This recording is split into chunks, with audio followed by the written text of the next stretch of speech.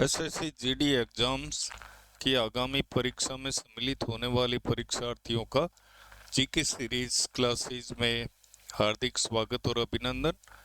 इस परीक्षा के चौथे और अंतिम खंड सामान्य हिंदी के प्रश्नों का एक नमूने का प्रश्न पत्र लाए हैं।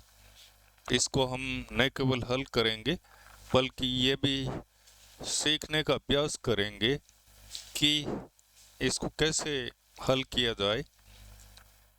इस अभ्यास के जरिए आप अपनी तैयारी को और बेहतर बना सकेंगे।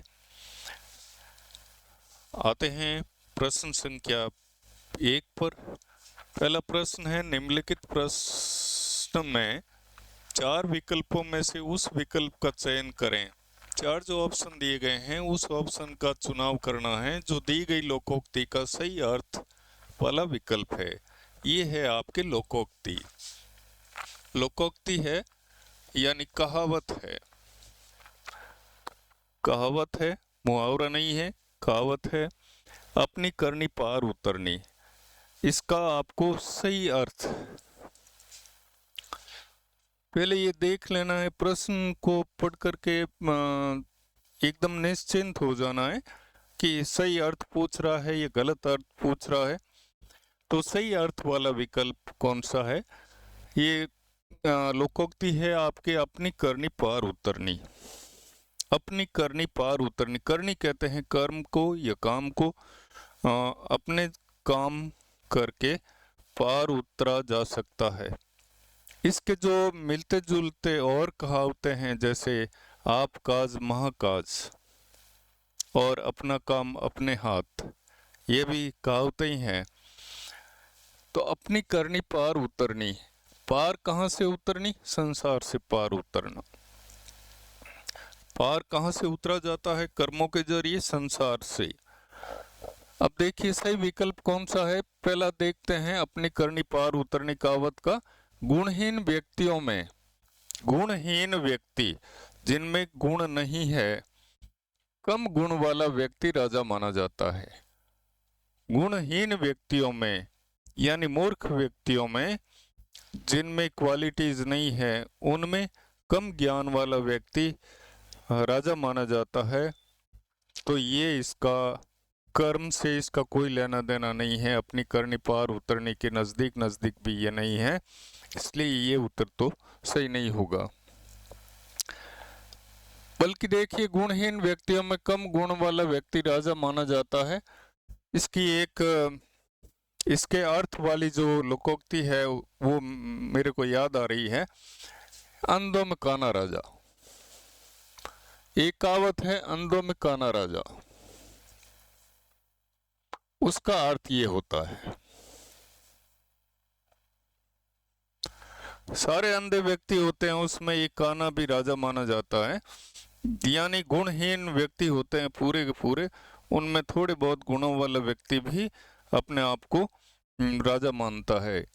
तो ये तो नहीं है। संगठन में शक्ति होती है। अपनी करनी पार उतरने का अर्थ संगठन में शक्ति होती है।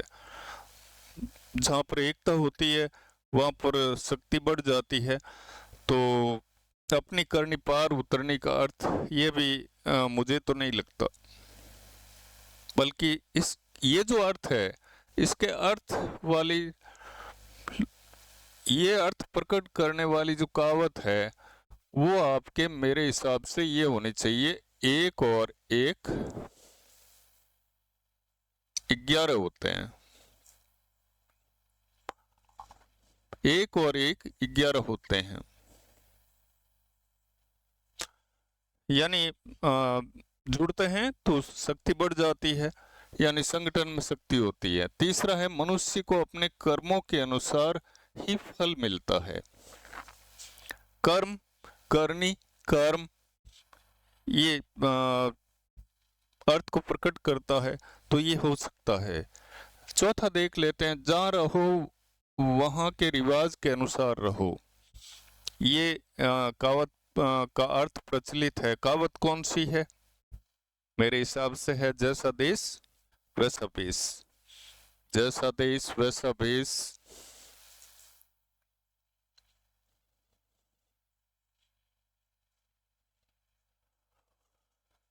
तो ये अर्थ मनुष्य को अपने कर्मों के अनुसार ही फल मिलता है, यानी जैसे कर्म करोगे, जैसी करनी करोगे, उसके अनुसार ही पार उतरोगे। तो पहले में आपके ये ऑप्शन सही है। तो इस प्रकार थोड़े अर्थ निकाल करके हम प्रश्न करेंगे तो गलत होने की संभावना नहीं रहेगी। नंबर 2 प्रश्न है, दिए गए वाक्य में से गलत वर्तनी ज्ञात कीजिए। वर्तनी यानी वाक्य को अशुद्ध तरीके से लिया गया है। दिए गए वाक्य में से गलत वर्तनी ज्ञात कीजिए। सभी भाइयों के बीच संपत्ति के लिए कलह हो रहा है। विकल्प है आपके सभी, सभी सही है, भाइयों सही है, संपत्ति कलह सही है, कलह हो रहा है। एक बात नोट कर लीजिए, देखिए कलह जो है ये यहाँ पर पुल्लिंग है। कलह शब्द जो है ये पुल्लिंग में काम आता है, पुल्लिंग है कलह। बाकी अपन आम बोलचाल की भाषा में वहां कलह हो गई, हम स्त्रीलिंग में काम में लेते हैं, ये पुल्लिंग शब्द है, वास्तव में कलह हो रहा है। तो संपत्ति शब्द यहाँ पर गलत है वर्तनी की दृष्टि से। सही क्या होगा, देखिए संपत्ति। दो तय आते हैं, एक आधा तय और आता है संपत्ति। संपत्ति के लिए कलह हो रहा है। तो ऑप्शन नंबर 3 ये आपके सही है। अगला प्रश्न है, दिए गए वाक्य में रेखांकित शब्द का विलोम शब्द ज्ञात कीजिए। ये रेखांकित शब्द है बेरहमी। शब्द पर जाइए, विलोम शब्द जब हमें देखना हो तो उस शब्द पर जाना चाहिए। उस शब्द की बनावट कैसी है, तत्सम है या तद्भव है या फिर कोई और भाषा का है। बेरहमी, सुरेश बेरहमी से सबसे पेश आता है, यानी बेरहमी ये उर्दू शब्द है, इसमें आपके बे उपसर्ग लगा हुआ है। मूल शब्द है इसका रहम, और फिर ये जो है ये प्रत्यय लगा हुआ है। इस प्रकार ये शब्द हो गया बेरहमी। बे का अर्थ होता है विद्यार्थियों बिना, विदाउट, विदाउट। रहम का अर्थ होता है दया। तो अब देखिए सब्र, सब्र का अर्थ होता है, ये भी उर्दू शब्द है, सब्र का अर्थ होता है धैर्य, पेशेंस। कठोर यानी हार्ड, बुराई, ये इसका सब्र धैर्य तो बेरहमी का विलोम शब्द नहीं है जिसमें दया नहीं हो, तो सब्र इसका विलोम नहीं है। कठोर भी इसका विलोम नहीं है। बुराई, बुराई का विलोम होता है आपकी भलाई। सब्र का विलोम होगा आपके बेसब्र। कठोर का होगा आपके कोमल। अब देखिए ये उर्दू शब्द, तो ये भी उर्दू शब्द, और रहम से भी आप इनको देख सकते हैं। बेरहमी यानी बिना रहम के, बिना दया के, और रहम दिली यानी जो दया, जो दिल में दया रखता हो, रहम दिली से पेश आता है। इस विलोम का वाक्य में प्रयोग करेंगे, सुरेश रहम दिली से सबसे पेश आता है। बिल्कुल उल्टा हो गया, इसका विपरीत अर्थ हो गया। नेक्स्ट प्रश्न है, दिए गए वाक्यांश, वाक्यांश के लिए सार्थक शब्द ज्ञात कीजिए। सार्थक शब्द यानी से प्लस अर्थक। से का अर्थ होता है सहित या के साथ, अर्थ वाला शब्द। ये वाक्यांश दिया गया जो संविधान के अनुकूल हो। अनुकूल यानी के अनुसार हो, उसकी धारा के अनुसार चले। संविधान के अनुकूल हो, संविधान के अनुकूल हो, इसको कहते हैं। देखिए पहला शब्द है, एक शब्द क्या आएगा इस वाक्यांश के लिए, संवैधानिक, नियमानुकूल, अवैध, कानूनी। संवैधानिक, इस शब्द में देखिए संवैधानिक उसको कहते हैं, ये आपके संविधान में एक प्रति लगा है। जैसे सामाजिक शब्द में समाज में एक प्रत्यय लगता है तो वो सामाजिक बन जाता है, जिसका अर्थ होता है समाज संबंधी। सामाजिक कार्यों में रुचि लेता है, यानी समाज संबंधी या समाज के कार्यों में रुचि लेता है, तो संविधान में एक प्रत्यय लगेगा, तो ये इसका अर्थ हो जाएगा संविधान के या संविधान संबंधी। तो संविधान के अनुकूल हो ये अर्थ नहीं है, तो ये तो ऑप्शन भरना ही नहीं है, गलत हो गया। इसका तो अर्थ होता है संविधान संबंधी। दूसरा नियमानुकूल, नियम के अनुकूल, नियम अलग है कानून अलग है, तो आपके नियमानुकूल इस वाक्यांश के लिए सटीक उत्तर नहीं है। अवैध, वैध का अर्थ होता है कानूनी रूप से सही, अवैध यानी इलीगल, जो कानूनी रूप से सही नहीं हो, जिसका अर्थ होता है गैर कानूनी। तो ये तो अर्थ इसका हुआ नहीं, संविधान के अनुकूल का अर्थ गैर कानूनी, ये तो इसका विलोम हो गया, वैध का अवैध। कानूनी, कानूनी का अर्थ होता है कानून संबंधी, कानूनी यानी कानून के अनुसार, कानून के अनुसार। तो ये ऑप्शन आपके सही है इसमें। अगला प्रश्न है, निम्नलिखित प्रश्न में 4 विकल्पों में से उस विकल्प का चयन करें जो कोष्ठक में दिए गए शब्द के तत्सम रूप का सही विकल्प है। यहाँ पर कोष्ठक में एक शब्द दिया गया है, उसका तत्सम शब्द यहाँ पर ज्ञात करना है अपने को। यहाँ तो तद्भव है, आप सभी को यहाँ खाली जगह से जाने के लिए कहा गया है।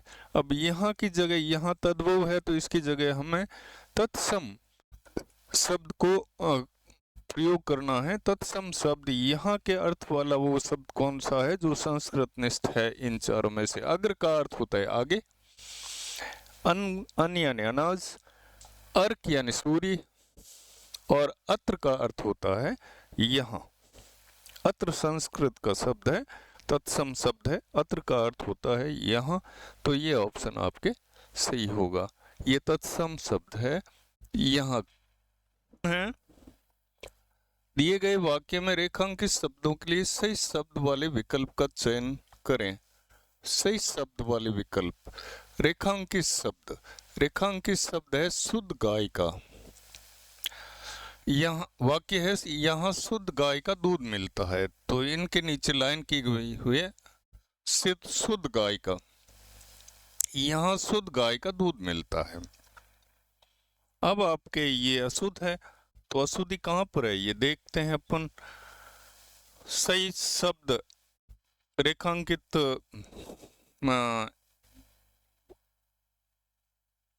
शब्दों की जगह कौन सा सही शब्द भरा जाएगा? यहाँ शुद्ध गाय की दूध मिलता है। शुद्ध गाय, ये जो शुद्ध है ये विशेषण है विद्यार्थियों, ये विशेषण है, विशेषता बताने वाला है। गाय विशेषण जो है वो संज्ञा के पहले लगता है। जो वाक्य में पदों का क्रम होता है वो विशेषण संज्ञा से पहले लगता है, जिसकी विशेषता बतानी होती है। तो यहाँ पर गाय की विशेषता नहीं बतानी है, यहाँ पर दूध की विशेषता बतानी है। गाय का शुद्ध दूध मिलता है, तो ये जो शुद्ध है ये दूध से पहले आएगा, यहाँ आएगा, तो पदों का क्रम बिगड़ गया। ऐसी अशुद्धियों को कहते हैं क्रम भंग। भंग यानी टूटना, ब्रेक होना।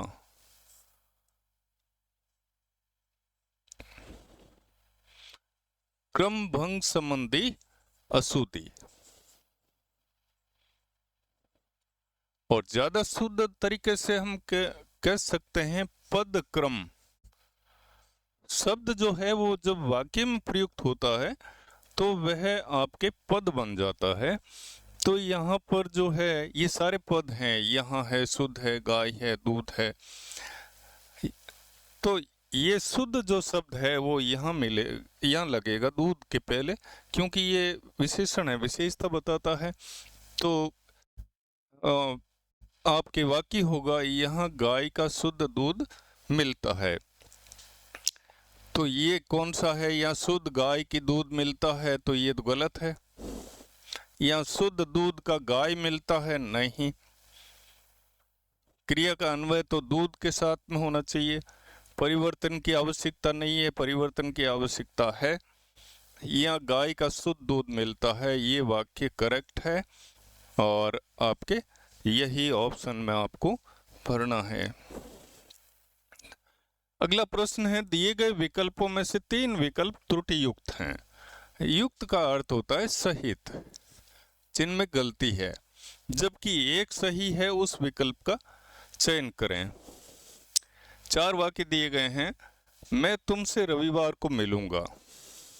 पहला वाक्य है मैं तुमसे रविवार को मिलूंगा। मैं तुमसे रविवार के दिन मिलूंगा। मैं तुमसे रविवार में मिलूंगा। रविवार में नहीं होता, रविवार को हो जाता है। यहाँ पर कारक चिन्ह का प्रयोग सही नहीं हुआ है। मैं तुमसे रविवार के दिन मिलूंगा। प्यारे विद्यार्थियों, ये आपके एरर है, जो अशुद्धि है वाक्य की। ये है वार और दिन, ये दोनों एक दूसरे के पर्याय हैं, पर्यायवाची शब्द हैं। तो या तो वार को काम में लीजिए या फिर दिन को। जब रविवार आ गया तो ये रविवार का मतलब होता है रविवार के दिन ही होता है। तो ये दिन जो है ये अनावश्यक ढंग से ये शब्द का प्रयोग हो गया। ऐसी त्रुटियों को कहते हैं अनावश्यक शब्द प्रयोग संबंधी त्रुटि, यानी फालतू शब्दों का या एक शब्द के अर्थ वाले 2 शब्द जब हम काम में ले लेते हैं कहीं पर, तो रविवार के दिन मिलूंगा ये नहीं होगा। मैं तुमसे रविवार में मिलूंगा ये नहीं होगा। मैं तुमसे रविवार के दिन, ये देखिए वार और दिन दोनों आ गए, तो ये भी नहीं होगा। मैं तुमसे रविवार को मिलूंगा, ये सही होगा ऑप्शन नंबर 1। दिए गए वाक्य में उचित पर्यायवाची शब्द का चयन करके रिक्त स्थान की पूर्ति करें। ये वाक्य दिया गया है, इसमें पर्यायवाची शब्द 4 दिए गए हैं। लौकिक है, कोयल है, मन भावन है और जानकी है। सीता माता का नाम खाली जगह भी है। सीता माता का नाम एक ये भी है। सीता माता का नाम लौकिक भी है, नहीं। लौकिक होता है संसार संबंधी, लोक संबंधी। सीता माता का नाम कोयल भी है, ये तो हमने कहीं देखा नहीं। सीता माता का नाम मन भावन भी है, ये भी नहीं। सीता माता का नाम जानकी भी है, ये सही है आपके। अगला प्रश्न है, दिए गए वाक्य में रेखांकित शब्द, रेखांकित ये है, रेखांकित शब्द का विलोम शब्द ज्ञात कीजिए। वाक्य को भी पढ़ लेना है, कई संदर्भों में शब्दों का प्रयोग होता है।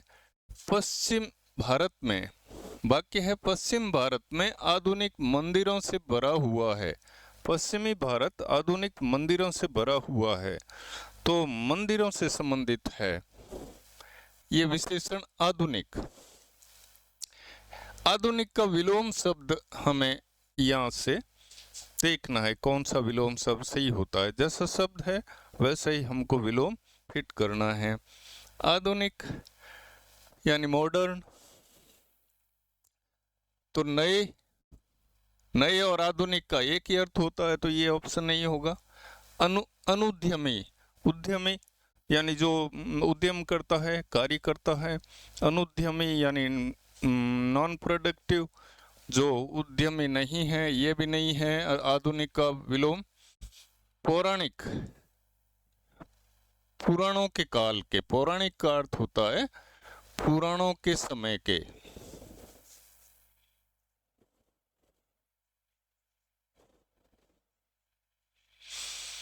नवीन का अर्थ भी नया होता है, तो ये भी विलोम नहीं होगा। आधुनिक का सेम अर्थ है, एक जैसा अर्थ है आधुनिक का, तो ये पौराणिक शब्द है, ये आपके सही होगा। पुराण लिखे गए थे 18 पुराण, वो वेदों, वो एक समय माना जाता है भारतीय इतिहास में। उस समय ये मंदिरों का निर्माण हुआ पश्चिम भारत, तो वाक्य सही होगा पश्चिम भारत पौराणिक मंदिरों से भरा हुआ है। नेक्स्ट प्रश्न है, दिए गए वाक्य में रेखांकित शब्द के लिए सही वर्तनी ज्ञात कीजिए। रेखांकित शब्द कौन सा है? ये शीघ्र ही वैद्य को ले आओ। शीघ्र, शीघ्र, शीघ्र ही वैद्य को ले आओ, छोटी ई की मात्रा है शीघ्र में, तो आपके ये गलती है, यहाँ पर छोटी ई की मात्रा नहीं होती, ये सही है। शीघ्र ही, शीघ्र ही वैद्य को ले आओ, हमेशा ये बड़ी ई की मात्रा काम में ली जाती है, ये गलत है। शीघ्र यहाँ पर बड़ी ई है लेकिन घ ये है, ये शीघ्र ये तो सेम ही है, तो ये भी ऑप्शन नहीं होगा। शीर्ष ये भी नहीं होगा, तो आपके सही होगा विकल्प संख्या 4। अगला प्रश्न है, निम्नलिखित प्रश्न में 4 विकल्पों में से उस सही विकल्प का चयन करें जो वाक्यांश के लिए एक शब्द का विकल्प हो। वाक्यांश के लिए एक शब्द, ये वाक्यांश है जिसका उदय हाल में हुआ हो, जिसका उदय हाल में हुआ हो, जो अभी अभी उगा हो, जो अभी अभी उत्पन्न हुआ हो, या फिर अभी अभी जिसका प्रादुर्भाव हुआ हो। उदय जैसे सूर्य उदय होता है, या तो ये शब्द मिल जाएगा। इसमें देखिए नवोदित, नव प्लस उदित, नव का अर्थ होता है नया, उदित यानी उदय होना, तो ये इसका सही अर्थ वाला ये शब्द है। नवजात का अर्थ होता है नया जन्मा, नवोडा का अर्थ होता है नवविवाहिता, जिसकी अभी अभी शादी हुई हो, विवाह हुआ हो, उस स्त्री को कहते हैं नवोडा। नटराज ये नृत्य कला में माहिर लोगों को कहा जाता है नटराज।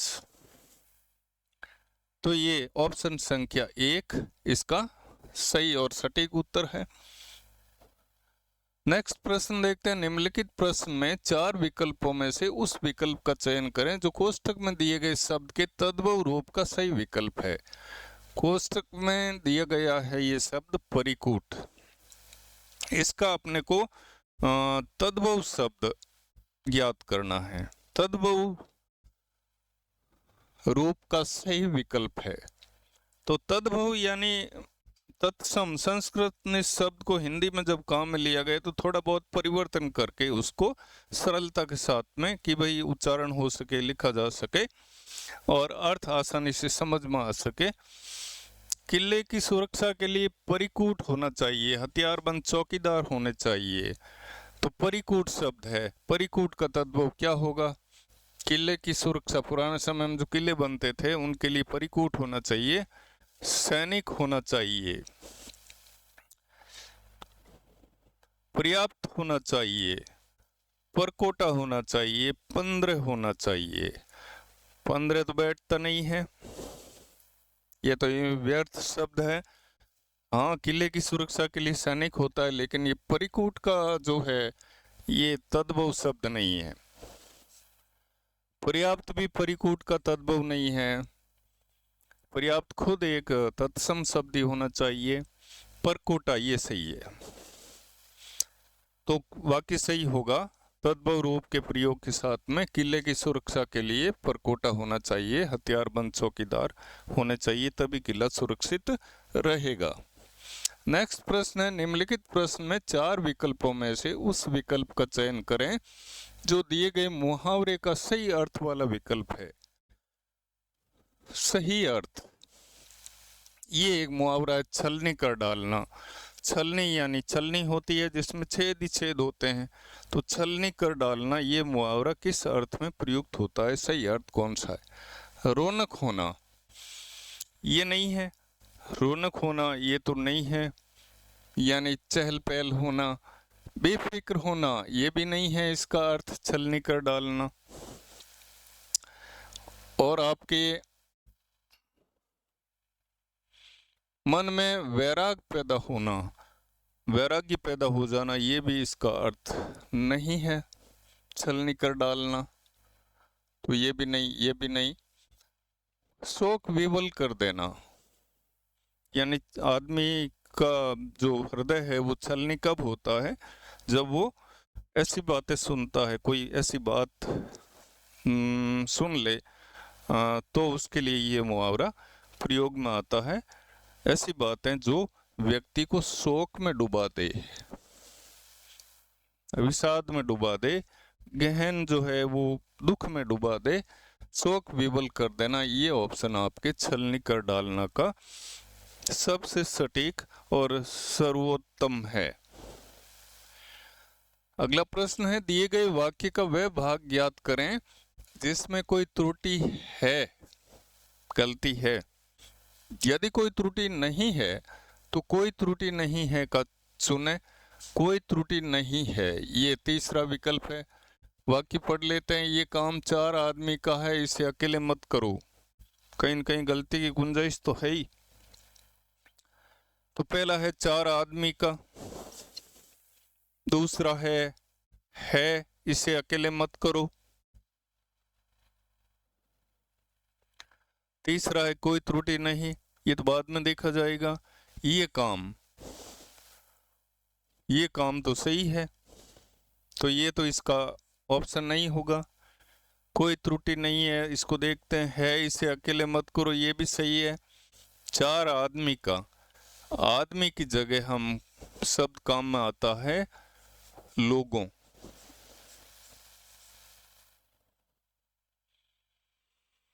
आदमी की जगह शब्द काम में आएगा लोगों का, 4 लोगों का। तो वाक्य होगा, ये काम 4 लोगों का है, इसे अकेले मत करो। तो ये ऑप्शन आपके सर्वोत्तम उपयुक्त है। निम्नलिखित प्रश्न में 4 विकल्पों में से उस विकल्प का चयन करें जो कोष्ठक में दिए गए शब्द के पर्यायवाची शब्द का सही विकल्प है। कोष्ठक में ये शब्द दिया गया है कांटे, इसका पर्यायवाची इन चारों में से कौन सा है? गुलाब के फूल में बहुत से खाली जगह होते हैं, गुलाब के फूल में भी कांटे होते हैं, यानी कितने गुण, ये भी एक कहावत है, लोकोक्ति है कि कितने गुणों वाला व्यक्ति है, कितने गुण है, उसमें भी कोई न कोई नुस्ख रह जाती है, कोई न कोई कमी रह जाती है। तो ये कांटे का जो आपके पर्याय कौन सा है इनमें से? कूर्म का अर्थ होता है विद्यार्थियों कछुआ या कच्छप, संस्कृत शब्द है, ये तत्सम शब्द है, इसका अर्थ होता है कछुआ, या इसका एक और पर्यायवाची होता है कच्छप। सूल का अर्थ होता है कांटे, ये सही है, ये आपके सही है। बाकी सुनक का अर्थ होता है कुत्ता या कुत्ते का बच्चा या कुत्ते का पिल्ला, स्वान का पिल्ला। सोम का अर्थ होता है आपके कौन सा? सोम यानी कृपण या कंजूस।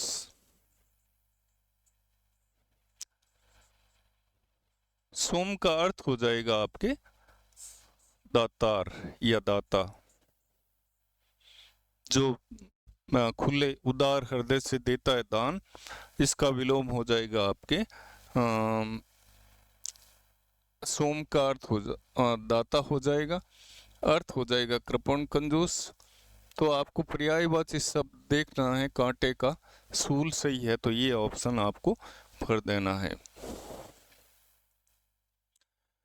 ये आपके है अपठित गद्यांश, इसको हल करना है थोड़ा ध्यान से।